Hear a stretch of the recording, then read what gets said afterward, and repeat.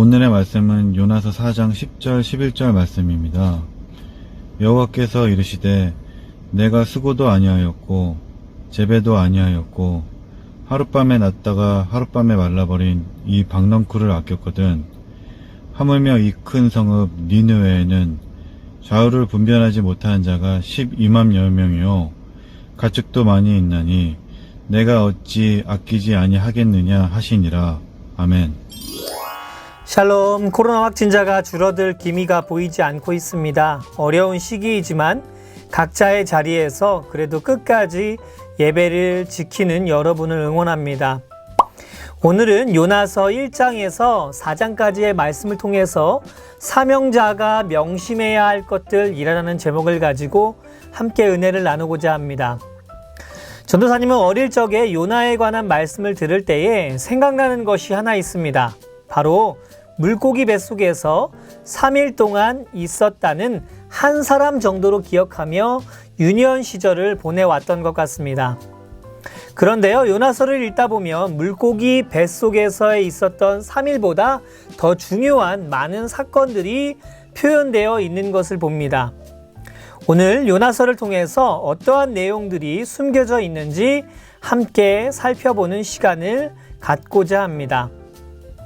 우리는 지난 13주 동안 선지자와 왕 이야기를 이어가고 있습니다. 오늘의 주인공은 바로 요나 선지자입니다. 요나는요, 북이스라엘 여로보암 2세 때 활동했던 선지자였습니다. 일전에도 전사님이 여러분에게 여러 번 이야기 드렸지만 북이스라엘에는요 19명의 왕 중에 선한 왕이 단 한 명도 나오지 않았었다라고 이야기했습니다. 그래서 훗날 하나님께서는 남유다보다 북이스라엘을 먼저 멸망하게 하셨다는 전체적인 줄거리들을 늘 기억하고 접근하면 좋을 것 같습니다. 하나님께서는요 선지자 요나에게 어느 날 나타나셔서 말씀하셨습니다. 너는 일어나 저 큰 성읍 니느웨로 가서 그것을 향하여 외치라. 그 악독이 내 앞에 상달되었음이니라. 하나님은요 온 땅을 심판하시는 분이시고 모든 나라를 다스리시는 주권자이십니다.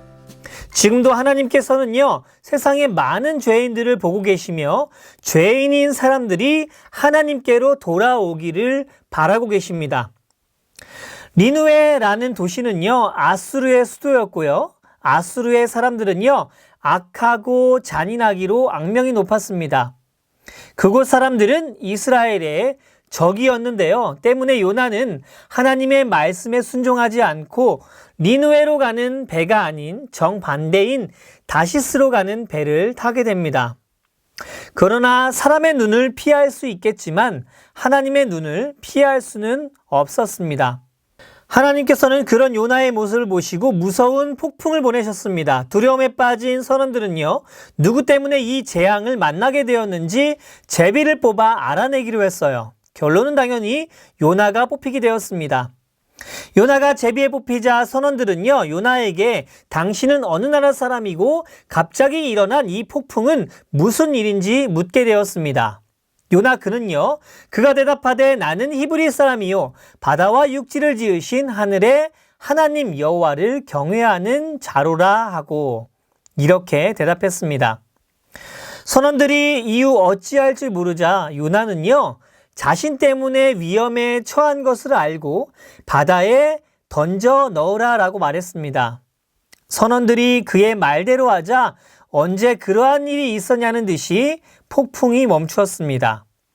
사람들은요 자연을 다스리시는 하나님의 모습을 보며 세상의 진짜 참신이 하나님 한 분뿐이심을 알게 되었습니다.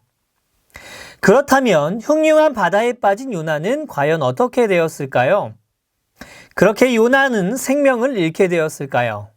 아닙니다. 하나님께서는요 큰 물고기를 보내셔서 3일 밤낮을 물고기 뱃속에 갇혀있게 하셨습니다. 요나는 물고기를 보내 자신의 생명을 살려주신 하나님께 감사의 기도를 드렸습니다. 그리고는요 다음과 같이 고백합니다. 나는 감사하는 목소리로 주께 제사를 드리며 나의 서원을 주께 갚겠나이다.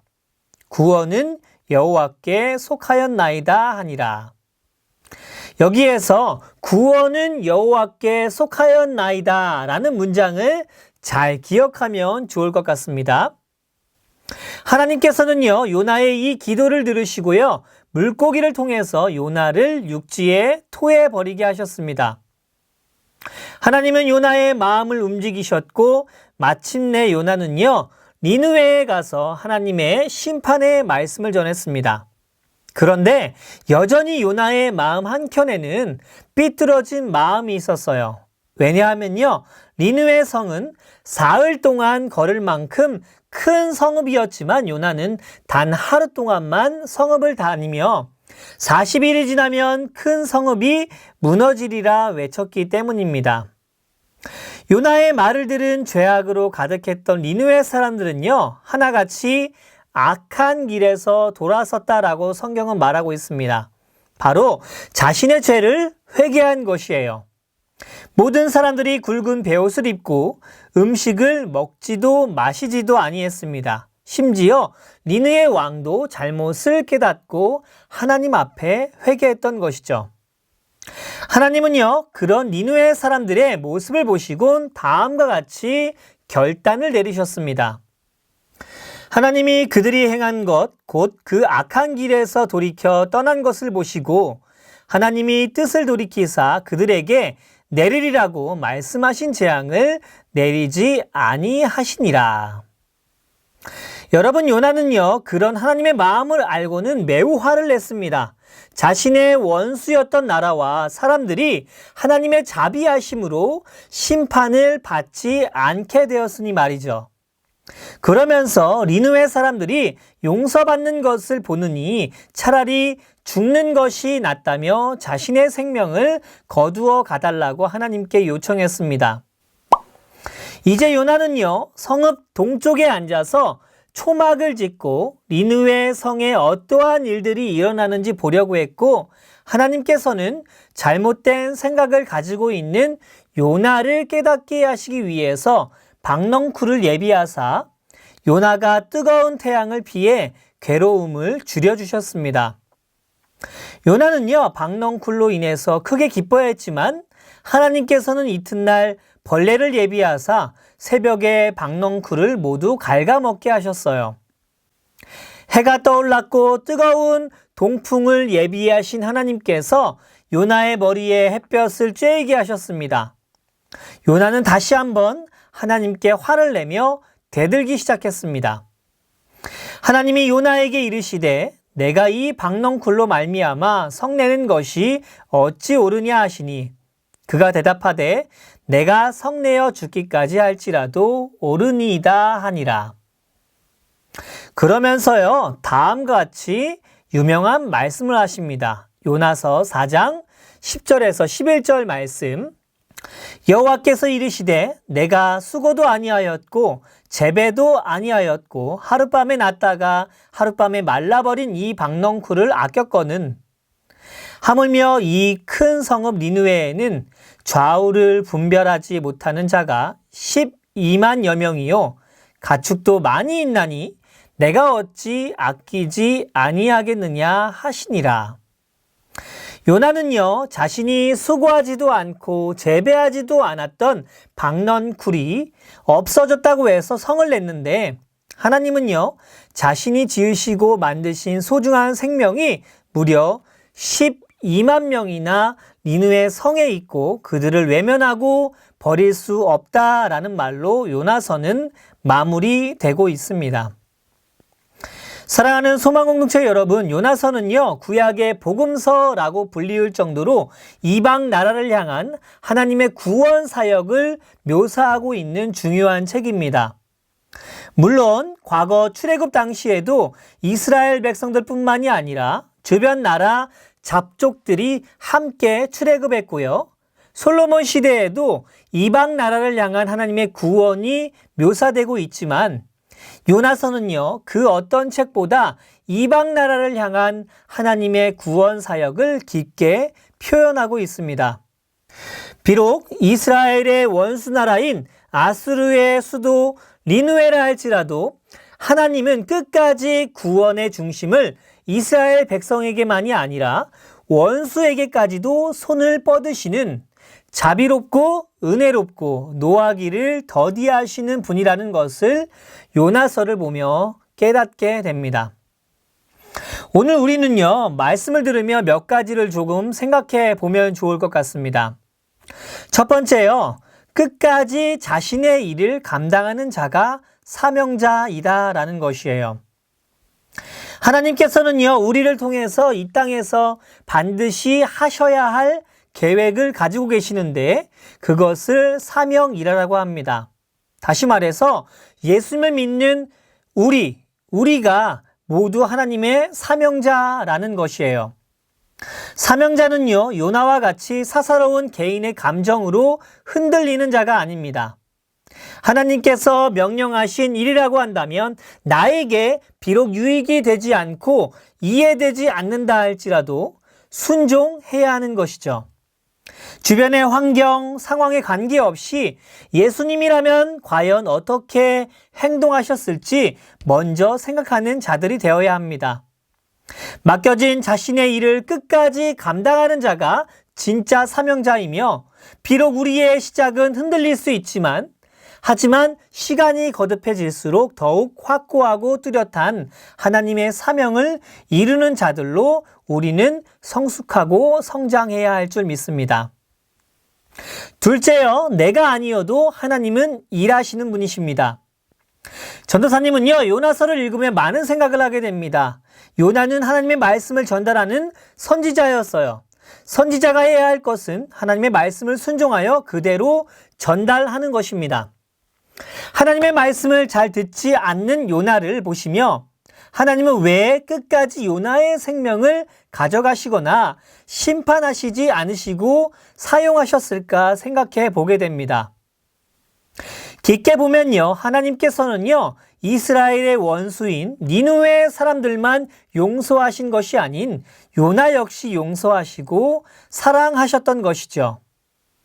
그런 말을 우리는 종종 합니다. 모르고 짓는 잘못보다 알고 짓는 잘못이 더 크다라는 것을요. 요나는요, 먼저 깨달은 자였습니다. 먼저 하나님의 자비하심을 경험한 자였어요. 그럼에도 그의 행동은 성숙하지 못했습니다. 여러분, 먼저 하나님을 믿는다고 해서 우리의 인격과 성품이 성숙하는 것은 아닙니다. 먼저 믿는 것보다 더 중요한 것은요, 어떻게 믿고 있는가라는 것이에요. 얼마나 주님과의 친밀함 가운데 살아가고 있는가라는 것입니다.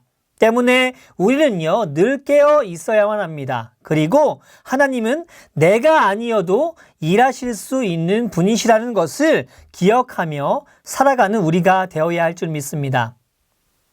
모든 세상의 중심은요, 내가 아닌 하나님 중심으로 돌아가고 있습니다. 하나님이 쓰시고자 하실 때 순종하며 주님을 겸손히 따르는 우리가 되어야 할 줄 믿습니다. 셋째, 모든 구원은 하나님께 속해 있습니다. 구약의 수선지서 중 나훔이라는 책이 있어요. 요나서가 니느웨를 향한 하나님의 자비하심이 드러났다라고 한다면요, 이 나훔이라는 책은요, 니느웨의 멸망을 이야기하고 있습니다. 다시 말해서 니느웨를 향한 하나님의 심판에 관한 내용이 가득한 책이 바로 나훔이라는 책이에요.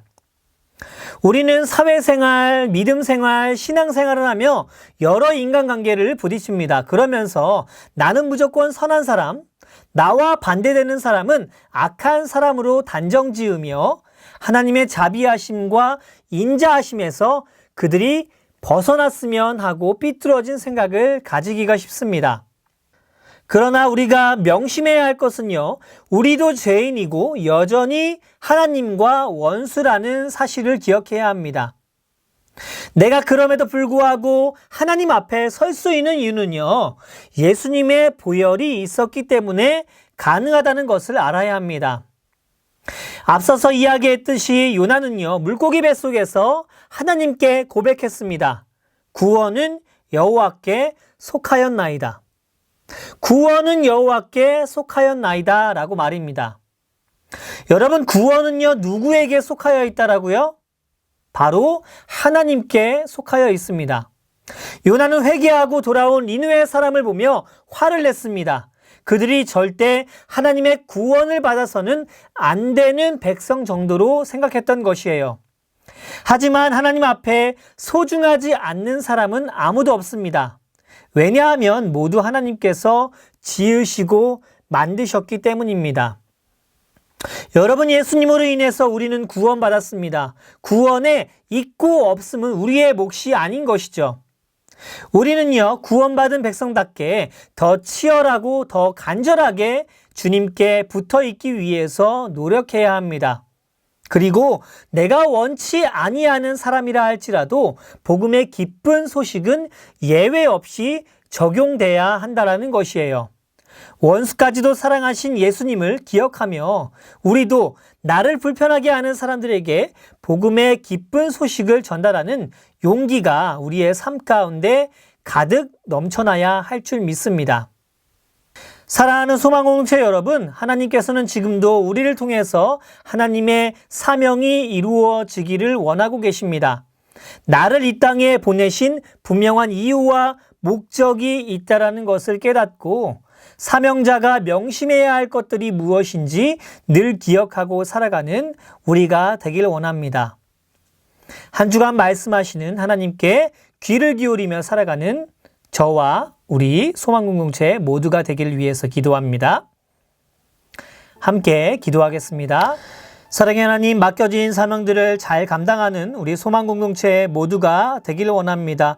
모든 구원이 주께 속하였음을 기억하게 하여 주시고 하나님, 우리 가운데 허락되어진 시간과 물질과 또 생명과 모든 것을 하나님께 맡겨드리고 순종하기에 부족함이 없는 귀한 주의 백성들 모두가 되도록 은혜를 허락하여 주시옵소서.